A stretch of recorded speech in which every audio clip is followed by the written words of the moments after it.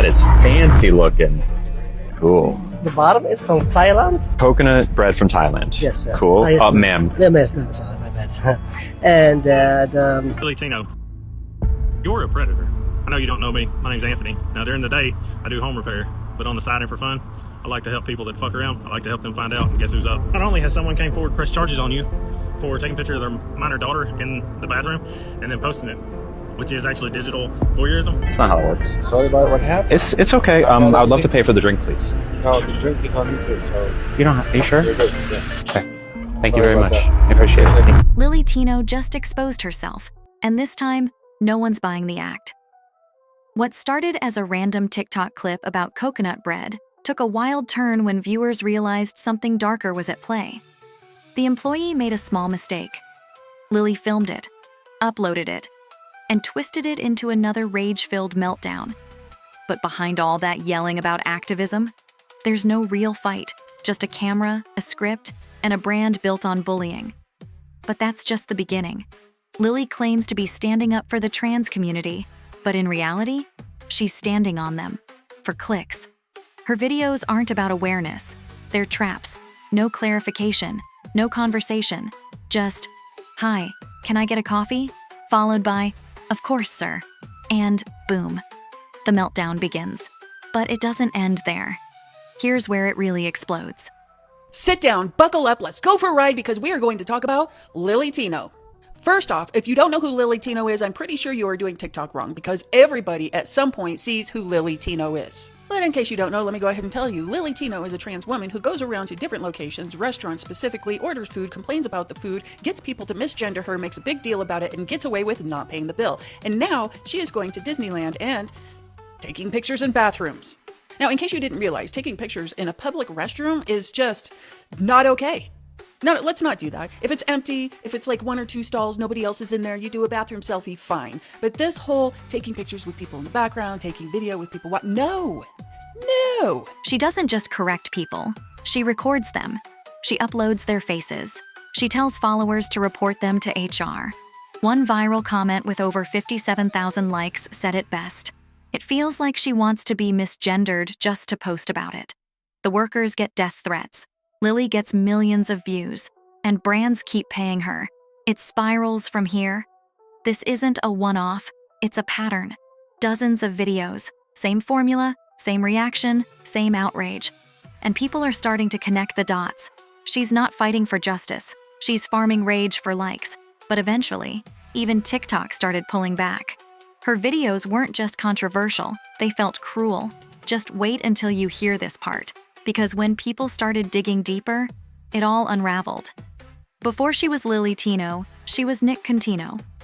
And the stories tied to that name? Way worse. Multiple communities came forward with chilling claims: stalking, manipulation, even sexual harassment. I'm a woman, so I'm going to use the women's bathroom, and 3 minutes later. I peed standing up, which is something I'm sometimes a little self-conscious about. Standing up. Really? Standing up in the women's restroom? How do you think the women and girls at Disney felt? You claim to worry about women's reaction to you standing up, yet you literally did it and made a video. There are gender-neutral single-stall bathrooms at Disney if you are worried about what others would think and had to stand up. There are bathrooms made for that. But genuine worry is not the case here. These videos are rapidly decreasing trans acceptance, and we know that's the very last thing the community needs at this time. In a previous video, Lily has claimed that trans women are more afraid of women in the bathroom, but proceeds to film inside of the bathroom and talk about her experiences standing up. That's literally the opposite. What's the purpose of making a video about going tinkle other than upsetting people? What useful information is gained from this? We warned people about Nick for years, said one Reddit post. This is where it all falls apart. Old screenshots started resurfacing. Former classmates, co-workers, all saying the same thing. Nick was controlling, narcissistic, and always played the victim. It wasn't a rebrand, it was a reset. But the past doesn't go away. It waits. And when it shows up, the mask comes off. Now, here's where it gets insane. Because these weren't just rumors. Over the past few months, serious allegations started to pile up. disturbing Patreon content, shocking Discord messages, even footage of Lily, dressed as a child, on a flight full of kids. One clip had her describing something she did in the past, claiming it was consensual, despite the context. And it gets even messier. This isn't just someone being misunderstood. This is someone getting exposed. People aren't attacking Lily for being trans. They're calling her out for being dangerous.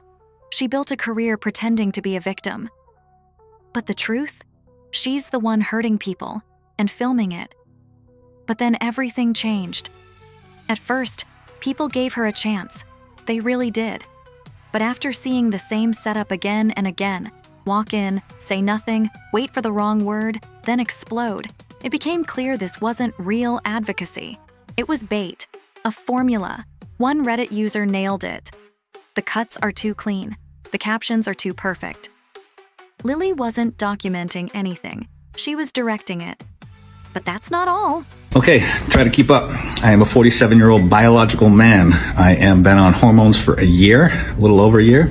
I just had my boobs done. I've had one facial surgery. I am not going to have bottom surgery. I'm going to do one more face surgery on the bottom of my chin. I am transitioning to look as much like a female as I can. That's the way I've wanted to be my whole life. I understand that I cannot ever be a biological female. For those of you people that cannot define what a female is, realize that you're part of the problem, okay? A female is someone who was born a female with X chromosomes and can have babies and can give birth and so on and so forth. For the idiots out there that say that some men can have babies because they're trans men, well, that's because they're a biological woman. So let's stop all the nonsense and stop all the bullshit. I don't care about pronouns. My biological name and my legal name is David. The name I like and prefer to use is Daviana, so feel free to call me that. Ask me any questions you want. I'll answer them. Bye. She'd post the videos, then follow them with crying clips, using her own staged outbursts to fish for sympathy. But it stopped working. One comment with over 40,000 likes said it loud. I used to feel bad for her. Now I feel bad for the cashiers. People weren't watching a victim anymore. They were watching a show. Here's where the mask falls off. The backlash came fast and hard. Lily's meltdown edits turned into memes. Other creators clipped her tantrums into parodies. One post read, "Careful y'all, don't breathe near Lily or you'll end up in her next lawsuit," and got 60,000 upvotes. That fear she used to stir in people? Gone. She was no longer terrifying. She was laughable.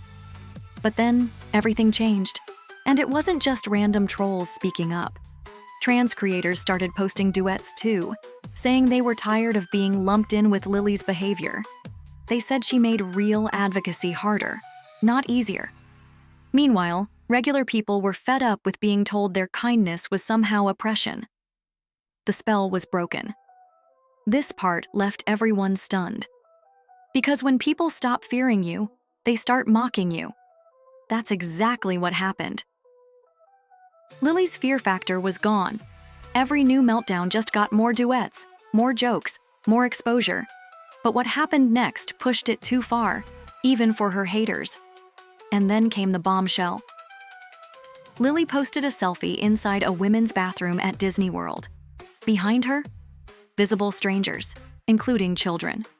No warning, no blur, no permission. Just another look at me moment, using other people's privacy as props.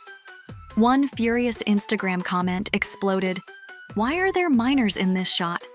It got 70,000 likes, and it gets even messier. Parents were livid, women were horrified. One mother even threatened legal action, saying her daughter was filmed without consent. The post didn't feel brave, it felt invasive. It felt wrong. And the outrage wasn't just online anymore. People were demanding consequences. Here's where the truth hits hard. Even J.K. Rowling got involved. Yes, the Harry Potter author stepped into the chaos. She reposted the bathroom selfie and said, "This man's bathroom photos are trophies. He wants women and girls in the background because it proves he's violating their boundaries. Without them, all he's got is a creepy selfie." That statement alone sent shockwaves across the internet. This next part? Straight up wild. Lily had spent years controlling the narrative, but now she was no longer in charge. No edits could save her.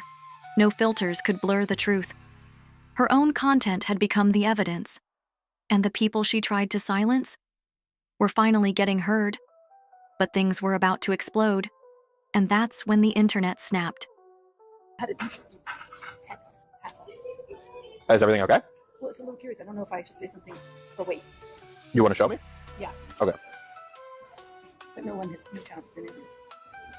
Someone texted you and said that I said something inappropriate to a child. 3 times they've done it. Which child? No child has been in here. No child been here. Yeah, so it's a total.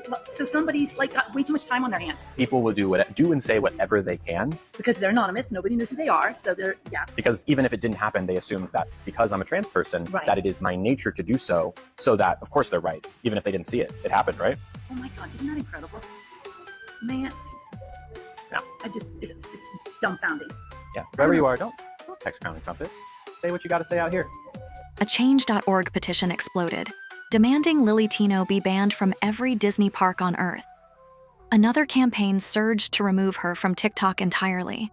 Over 500,000 people signed. The message was loud. Lily's not misunderstood. People just don't like her. But things went downhill fast. So how did Lily respond? She doubled down. She reposted the Disney bathroom photo, mocking the outrage. "Oh, Lily, you can't take selfies in the bathroom," she sneered. She called the backlash transphobia. She called it visibility. But it wasn't either. It was narcissism. Filmed, filtered, and posted. This part left everyone stunned. One viral tweet with 22,000 reposts said it best. "This isn't gender activism. This is a personality disorder with a camera roll."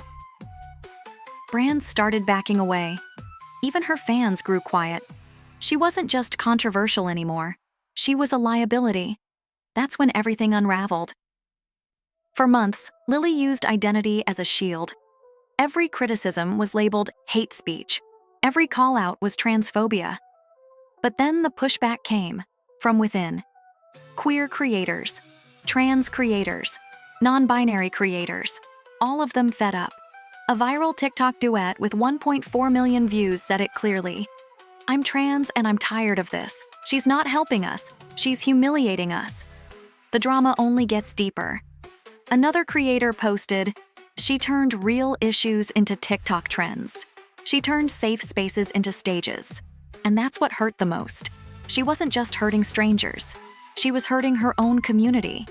An LGBTQ+ Instagram comment with thousands of likes said, "She's not part of the fight. She's part of the problem." But it gets worse. Whenever Lily gets caught, she doesn't apologize. She performs. The tearful videos, the vague captions, the gaslighting. "I'm sorry you felt that way. That wasn't my intention. I just want to be seen." But she never takes real responsibility. She deletes comments. She blocks critics. Then she does it all again. One Reddit post nailed it. It's not activism. It's emotional clickbait. And when that stopped working, she turned on the very people who followed her. She started calling out her own commenters, filming follow-ups, clarifying hate. She was never a movement. She was a moment, and a really toxic one. This next part? Straight up wild. A TikTok comment with 49,000 likes said it best. Once the clout machine breaks, there's nothing left to monetize. And that's exactly what happened. Lily wasn't deplatformed. She was abandoned. By fans, by creators, even by TikTok's own algorithm. Her name only trends now when it's followed by words like lawsuit, backlash, or what happened to, and then total chaos. A brutal YouTube comment with 61,000 likes said, "She's the reason people don't take real trans issues seriously anymore." And that hurt more than any ban. Lily didn't just lose followers. She damaged something bigger. She used identity like a weapon, and then acted shocked when it blew up in her face. But this next twist? Game-changing. A viral tweet with 90,000 reposts said it best. No one silenced her. She did it to herself. That's the truth. No one canceled Lily. No one ruined her platform. She burned it down. On her own. Because when your brand is built on rage and your content is built on strangers' pain, you don't leave a legacy. You leave a warning. And here's where it all ends. She didn't fade out quietly. She collapsed under the weight of her own ego, her own videos, her own lies. There's nothing left to spin, nothing left to blame. The clout is gone, the mask is off, and all that's left is ashes.